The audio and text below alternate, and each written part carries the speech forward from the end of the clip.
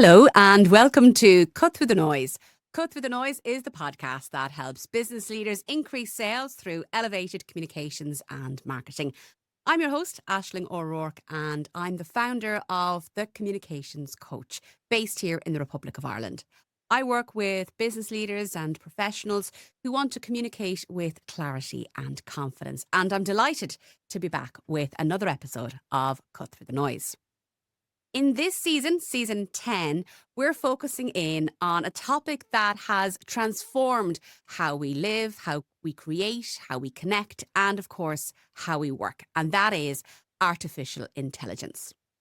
Over the next couple of episodes, we're going to explore how AI can support our communications and marketing efforts, what security measures we need to be aware of, how to design a workflow before paying out for any new shiny toys, and so much more. In today's episode, we're focused in on productivity because one of the wonderful things about AI and the reason many of us have really bought into it is because it's helping to make us more efficient. It's helping us cut out the menial tasks that take up so much time in our day-to-day. However, it can be all too easy to overlook the simple systems and processes that we should be using before we invest into a particular AI platform. So to share all of her knowledge, I'm delighted to be joined by the Queen of Productivity, Liz Hardwick of DigiEnable.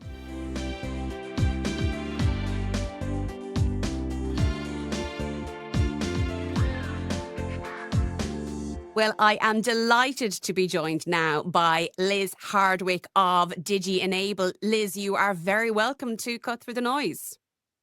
Oh, thanks for having me. Really excited to be here. Thank you. Now, Liz, over the past couple of years, our literacy around artificial intelligence has just exploded.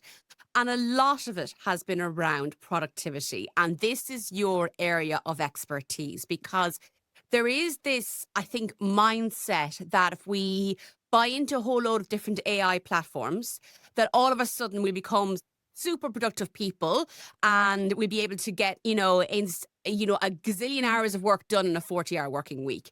So I really wanted to talk to you today and for the benefit of our listeners around productivity and yes, how AI can help, but actually how we can become more productive without burning out, essentially, because I think it's really important for business people.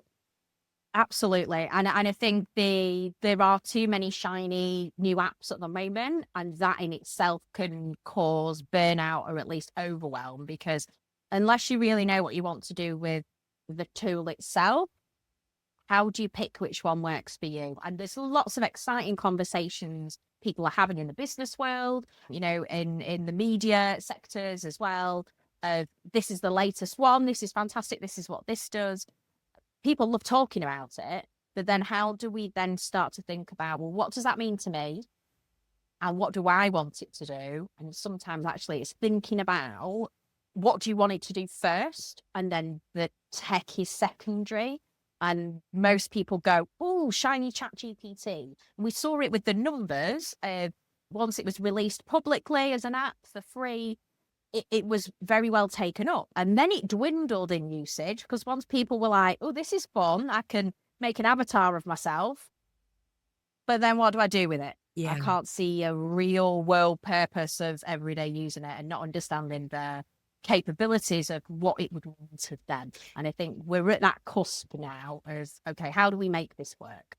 I like to think of it as magpie syndrome. So all of these new apps are coming at us day in, day out. I discovered a new one there during the week that I have to start playing around with called Whisper. But, they're all coming at us and we're signing up to subscriptions. And, you might be, it depends on the size of your business, but, you might, oh, sure, look, that's a business expense. It's a legitimate business expense. But then all of a sudden you're subscribed to maybe 7 of these apps. And that's a massive expense. And are you actually getting the most out of them? And I know, Liz, when it comes to productivity, your starting point is all, regardless of how big or small the business is, you get us to think about workflow. So how do we start looking at workflow? So in the productivity terms, normally you would start with something that's a repetitive task that you do day in, day out, that you'd like to potentially get some help with. And actually, a lot of the time when we talk about AI might only be a tiny little bit in that whole process. So that's why it's worth figuring out the workflow first. So it might just be a pen and a piece of paper where you draw out the steps in your process of what do you want it to do. So maybe you have someone book into your calendar, and then that calendar, once someone's booked, sends an email notification and then sends an SMS text message. That will have an element of automation in it, but isn't necessarily AI. So then the bit is, well, what bit is AI? Actually, the bit of AI might be there's an extra step in that workflow where I want to say, okay, who is this person? Go search for some information on the internet for me. Go and find their LinkedIn profile and their social media handles, and then send me a message with all of that detail ahead of the meeting date. And so that bit's AI, and then that can be part of your process. But really, let's not get bogged down with the tech right now, because it is about what do you want it to do? Because depending on what you want it to do, yes, ChatGPT is the hot one that everyone recognizes as a name, but it's not actually necessarily the best tool for the job, depending on what you want it to do. So first we have to identify the workflow, and then if we want to become a bit more productive or efficient, is there an app or a system that can help with that? And I think sometimes the thoughts of sitting down and drawing up the workflow can be a bit overwhelming, and it can be something that we procrastinate about. But I love how you talk about it in like looking at things and how much time you spend on it in a given week, and how then can you find a way of speeding that up, making it easier for yourself. Like I know myself, and I hold my hands up here, my email inbox is an embarrassment. And there's too many, there's too much junk mail in my email inbox, in truth. And that does take a lot of time. And I find actually, as my own business grows, that I have missed important emails because I've not put the correct system in place. When you're at that maybe overwhelm or procrastination stage, what's the best way to tackle these things? Definitely. I mean, I see that a lot where someone will go, there must be a better way of doing it than this, or I'm spending too much time doing this particular task. They're normally a couple of trigger kind of phrases that I hear quite a bit. What's the best thing to do is, if you can, a good place to start is actually record what you're doing in any given week. So if you can review your whole week, if you can break it down into like each hour. So, right, okay, 10 a.m., I looked at my emails. 11 a.m., I had a project meeting. And if you can break it down that way, you're getting the data to better understand where your time's spent. And then those almost like quick wins, really. So your example there with the emails, if that is something that is wasting you a lot of time, that you think, oh, my time could be better else spent doing that. And also where you said there, that significant bit about potentially missing out on the important things, then that to me would be quite a high priority task to review and say, right, how do we do that? How do we make that simple? It might not be AI. There's kind of three elements that I talk about. One's automation, which is actually automating a step. One's integration, where actually two bits of software talk to each other. And the third one is template. Now, we've sort of forgotten about this, but especially in the email world, it might just be to speed up some of your processes. It doesn't need any extra tech. It just needs you to create a few templated items. So if you're regularly sending the same email out time and time again, or you're answering the same questions, is there something that either you save it just as a draft in your email, or is it an app that you can better kind of just cherry pick the things you want to have access to and you copy and paste on your keyboard as a quick shortcut? Now, none of that has AI in it either, but it's something that AI seems to have kind of got hooked on, to people realizing actually some of these things can be automated. And one thing I'm always really keen on is, and this is why putting the steps in the workflow makes sense, what bit's tech and what bit's human. Because, there'll be certain scenarios where you're like, actually, I do want to send this email to this client, but I don't want the client to get an automated email. I want the client to get a bespoke direct email because they're one of my VIP clients. They're where, a lot of my profit might come from.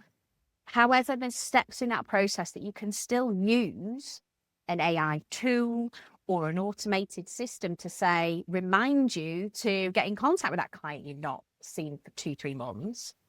And then the human bit is you typing it in manually. And so that workflow, once you've figured out your steps in the process, it's also worth figuring out not just what tech, but also what human stages you want to add into that. So is the human verifying the content, verifying the details before they're hitting send on something?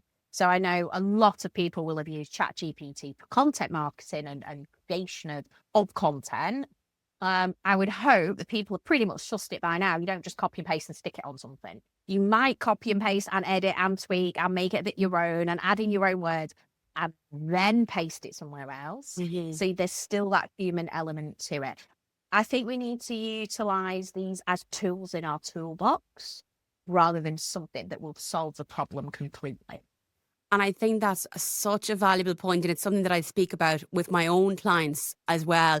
Like, we can't, first of all, there's a whole security and all of that side of things, but we have to put the human back into these things. And so, like, for instance, that might be for this recording. So for listeners' benefit, when I come up with an idea, or my producer and I come up with an idea for a podcast, we do a bit of research, we decide who we want to have on as a guest, and then I reach out. Now, I specifically wanted to speak with you, Liz, as a productivity expert about productivity and how AI can help us with that. So I'm not sending you a generic message. I'm sending you a specific message to Liz. This is what I want you to talk about.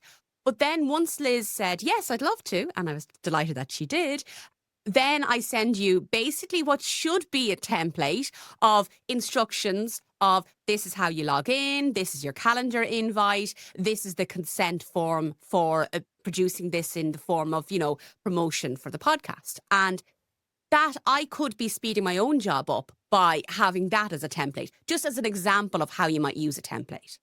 Absolutely. And, it can be as simple as just something that you regularly copy and paste. Mm-hmm. If you're regularly going and grabbing data from your website, a previous email, if there's something that you regularly find yourself copying and pasting, that could be a sped up process straight away. If you're regularly using so my example of this is we have a team, Asana Brub, which is a project management tool. I also have a Todoist task management system.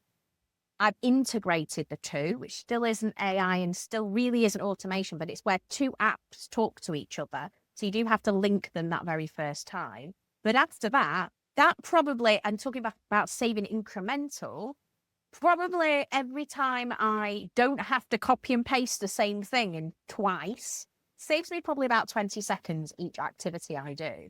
Probably do that maybe 20 times a day. So you can see that incrementally over a week, I'm saving a good couple of hours by having those two apps talk to each other and send some of the data straight away. So that has automation in it. It can also then have AI in it. So it can go help search for information, come back, rewrite something, or create imagery. So that's where the AI is then part of that workflow, not just the whole thing. Talk to me, though, about tech knowledge, because I think there's a lot of people who are feeling like this world is passing them by because they don't feel tech savvy. They're active business owners, professionals, very successful in their own careers, but they didn't learn coding in school. How can we avail of these apps and to help us be more productive and let's be honest about it, make our lives a bit easier, okay? Maybe cut down on the amount of hours we're doing work, and particularly cutting down on overtime, but without having that tech backup. Because like you said at the start, there's so many of these apps out there. It's very hard to know which to choose. Absolutely. And I think it is going back to the what do you want it to do first. Okay. So yes, we are a training company, and yes, I speak at conferences, but we also do a consultation. And that was born out of us always being asked the question, well, should I be using MS Teams or Google Suite? Well, it depends what you're going to do. So I think really it is just almost like writing a list of features. What do you want this particular bit of software or app to do. And if you have that features list, you make that so much easier a job if you look at a particular tool and go, well, this doesn't have the automated transcription thing that I'm after. Well, all right, that's a no then. And going back to that, have we signed up for something? I do have a tool called the Digital Review tool where I suggest businesses and business owners look at all the apps that they're already using and paying for potentially. Mm-hmm. We get a 14-day trial out. We don't remember to cancel it, and then it's just going out and we're not even using it. So that's a good opportunity financially to sort of reduce some of those. So I think it is really about what do you want it to do? And then almost, yes, we offer the kind of advice in that direction of a consultation of saying, you give me this list, I could probably suggest you a tool straight on. But it makes an easier job when you are comparing. So if you whittle it down to maybe 3 or 4 tools that you're looking at the pricing. Each pricing page of any platform or tool will have the breakdown of the features. And that's the bit that you're really looking for, because you're saying, well, does it do the job that I want it to? And that's so much an easier task if you've written that list of jobs that you want it to do first, because you can pretty much dismiss some of them straight away because they don't do what you want it to do. That's a really good tip. And and I'm there myself, and I'm sure many, like here in Ireland now, we're recording this at the end of October, and all those tax deadlines are the 1st of November. So a lot of us would have had conversations with our accountants and possibly were asked, do you really need these many subscriptions? So yes, do that digital review.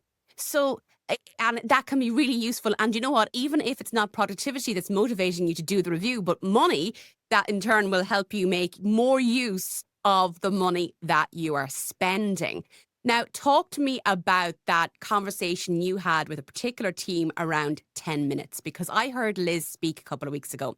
And in the same weekend, Liz, that you and I spoke, there was a major heist at the Louvre in Paris that took place in the space of 7 minutes. And afterwards, I thought, now, look, obviously the people who conducted that's a criminal activity and we don't condone crime or anything like that. But it is phenomenal if you haven't seen the footage of what they managed to achieve in 7 minutes. Like, it is impressive. So, we all have that spare 10 minutes when someone maybe is late for a call or a meeting finishes earlier. And we might just go to, the water cooler, or in my case, make a cup of coffee. But you think we could be using it to be a bit more productive? This works really well with people who have those snippets of time that you didn't plan on having. Or if you just are in an environment where you're regularly distracted by people. I call that the can you justs. Mm-hmm. Like, oh, Liz, can you just such and such? So you might be in a co-working facility or shared office. So the idea of 10-minute focused chunks of time.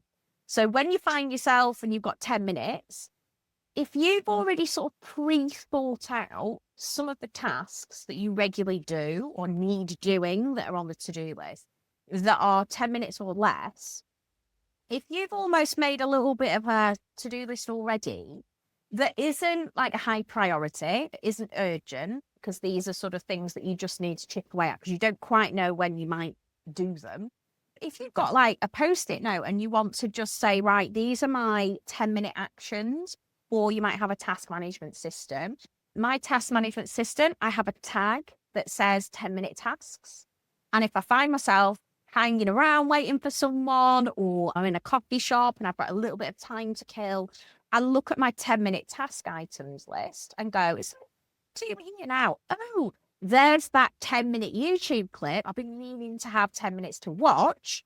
Is it something that you're listening to a podcast snippet, or is it something that you want to read something? So those sorts of kind of activities that are never really on the urgent list work really well in those 10-minute time slots, because it's normally just enough to get a bit of a taster, or it's a good opportunity to process what you're looking at and say, oh, I need to actually dedicate some time to this. So let's go and schedule that time now and say, I need an hour to actually go and re-look at that 10-minute YouTube clip, because actually there's so much in it.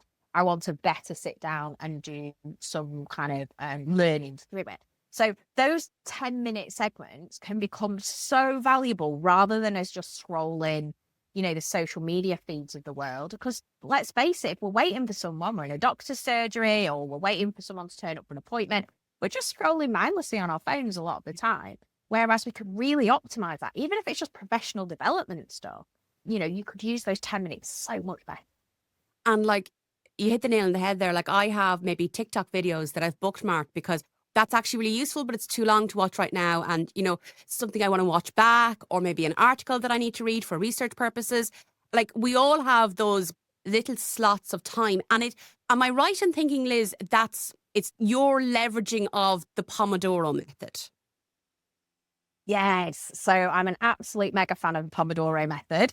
That's what enables me to kind of do a 5-day work week in 4 most weeks of the year.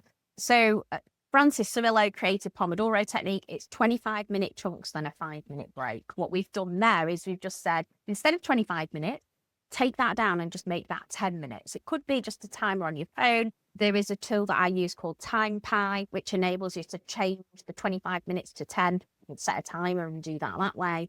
And it's just the idea that by gamifying it, by setting that timer, because you know that someone's going to turn up potentially in 5 minutes if you've got a deadline for something. If not, just allocating yourself 10 minutes, even if it's 10 minutes of, I call it curious time. So that's the TikTok video that you've been meaning to get round to, like just by doing something that is more, potentially professionally or personally rewarding content wise, because actually like learn something from it, then that's the time to kind of do that and try and make the most of it. Now, it might be after 10 minutes, you start to do 15 or you start to do 25. The idea is that you're doing it to a time frame. So you're not mindlessly scrolling on socials for an infinite amount of time. I mean, some of my one-to-one clients have now got to the point where they do just 25-minute Pomodoro block of mindlessly searching social media because they enjoy it. So that's brilliant. That's not saying don't do it, but that's giving that a finite duration and saying, this 25 minutes, I'm just going to see what's out there on social. Like, that's cool. But we use a time frame. For marketing and communications purposes, it is important that we're looking at social media. We're looking at what other brands are doing and all of that. But it can very quickly turn into doom scrolling, or just scrolling endlessly that maybe not be putting you in a bad mood, but it's just wasting time. I know we mentioned earlier in our conversation the idea of a digital review. Now, how do you feel about an end of week review or sitting down to plan the week ahead? Now, I know that they're very important in terms of productivity, but how should we be going about these things? Like I could sit down maybe on a Friday afternoon and think about the previous 5 days of work and what I've achieved. But how can I make that help me with my productivity? How can I make that a useful exercise? Brilliant. If you've been quite accurate in tracking what you've actually done across the week, you can utilize that to say, you can, ask yourself a few questions like, what worked really well this week? Like, what actually went well? Because a lot of the time, especially if you're running a business that's continuous or you're in an organization that's just continuously doing new things, we don't really ever stop to celebrate. So that in itself can be really beneficial because we can go, do you know what? Actually, I did really well this week. Give yourself a pat on the back, maybe a little bit of a celebration of something. And then also that remotivates you to say, right, well, what am I going to do next week? And what didn't go so well? Where did you find I know in the productivity sense, when did you find your time zaps were? Like, have you spent all week in your emails? Have you spent all week with your emails open and immediately seeing something, getting distracted and replying to it? Have you blocked out your focus time? If you have blocked out your focus time, have you used it? Have you been wise in the way that you've conducted yourself with the week? Sometimes you'd be like, well, that week was absolutely horrendous and that's okay. And I think it's not beating yourself up about that as well, because whatever's happened. But then what can we learn from that? How can I improve next week, be better? So I just come back from a holiday. I was sat on the beach. I was looking at my schedule and re-reviewing my time blocks. So I have lots of blocks of different types of time, like different focus work, different parts of the business that I want to focus on. I've come back and then gone, right, I want to reassess and reshuffle my calendar around. And that's because I've had the time to review what's working well, what's not working so well. How could I potentially optimize that? And learning what works for you and when. Like there's a thing called chronotypes, so it's about our energy management levels. if you know you do your best peak performance work at 7 a.m. in the morning, which is not me, then are you doing the right task at that time that's really maximizing that motivation and energy? That's really important. And I heard somebody speak there yesterday, actually, in a podcast about, are you starting, if your working week starts on a Monday, are you losing all of Monday morning to catching up on emails when that's not really an important task? Maybe it's that book you should be writing. Like if that's when your energy is, then your Monday morning should be dedicated to the priority, the long-term goal. You can follow up on emails at 4 o'clock on Monday afternoon. They don't necessarily have to be done at 8 a.m. And I think that's really useful. And when I'm doing these kind of things, and based on my conversation with Liz, I'm creating my own little template for my end of week review, which if I'll get Liz's approval before I share it publicly. But I like to base it on the Gibbs reflective cycle, and it's that whole thing of like, what did you set out to do? What did you actually do? How did you feel about that? What can you learn from that? And I think we can really work on that each and every week to try and collect that data first of all to help us, but actually make that end of week review a really core part of the work that we're doing. It's not a end of project review, end of year annual review. It's actually useful information for us. We always like to share a special bit of bonus tip or a bonus piece of advice for those of you who follow us on YouTube over on thecommunicationscoach.ie. Now, Liz, we are, as frightening as it is to say it, we're nearing the end of 2025 and we're beginning to look ahead to 2026. What can we start working on now to help us really boost our productivity for 2026? I think one of the biggest things, and we've kind of alluded to this today, is how do we find the information to keep up to date? So we've talked about all the latest technology, the latest app that's out. How do we find out about that and learn a little bit about it? Learn enough to say, is that going to be something I want to pursue and find out more information on? Or is that something I'm just going to let go? So my top tip for that is a tool which is called Feedly, feedly.com. It's free. There is a pro version, but the free thing's normally enough. And it's an RSS feed reader. So it's an aggregator. So you can say, these are all the websites and all the blogs and all the email newsletters I get. And you can put it into one place. So you can have the web version or you can have it on your mobile device. And that just might be that you say once a week, 15-minute chunk or 25-minute chunk of Pomodoro time, if you want to use that. I'm going to spend just looking to keep up to date on what those top websites and I deem important are, to see what is the information out there that I need to know. And then finally, you're not having to go looking for it. It's all in one place. It's called an aggregator. So it's bringing everything into one place. You can have a quick read, have a look if anything important, decide whether or not you want to pursue it or not. If you're on your app, you can share links so you can make a to-do list out of it if you want to. And I think that's a great way of very quickly understanding what's new. Is it worth my time? Do I need to put that on a to-do list to learn more? That is such valuable information because I think many of us feel, under pressure to keep up to date because of the nature of our work. We need to be at the top of our game. And that searching for that information, knowing where to go can be really helpful. So like say in my space, around sustainability and environmental issues, I want to know what's happening in the world and I don't always have the time to go searching. So an app that can help me do that is really valuable. And like you say, then it's how we use that information, Liz, isn't it? That we can turn it into a to-do list or a plan for ourselves. Absolutely. And just to point out, that Feedly tool has been around probably about 15, 20 years. So it's not one of those new hot ones, but it's one of the most highly recommended that I use because it still does the job really easily and quickly. Whatever sector you're in, you can have your industry-based topics. You can segment it all off and you can know very quickly what is the latest stuff in my world that I need to know about this week. And it can be as simple as that. It's not a hot tool at all. It's something that's been around for a very long time.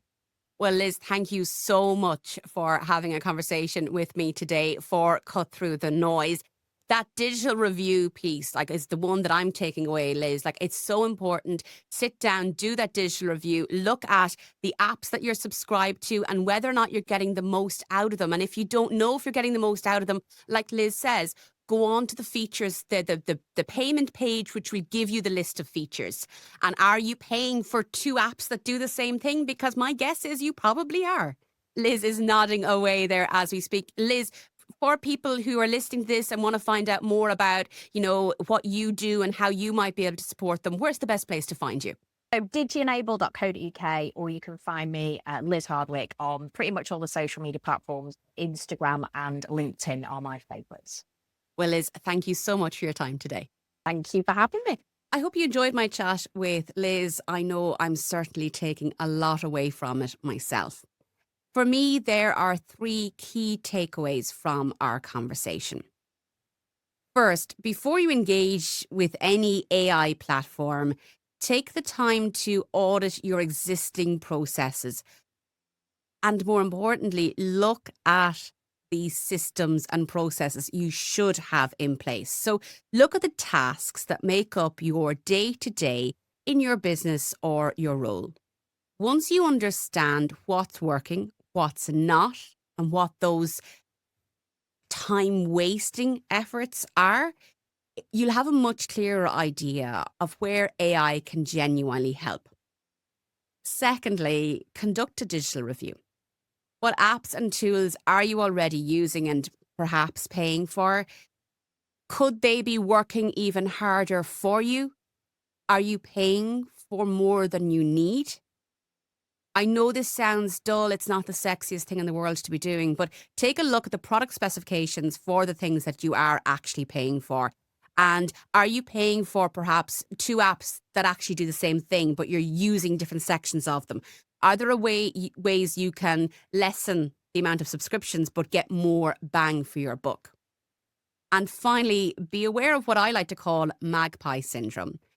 And that's where there's so many tempting AI tools being launched on what feels like a daily basis.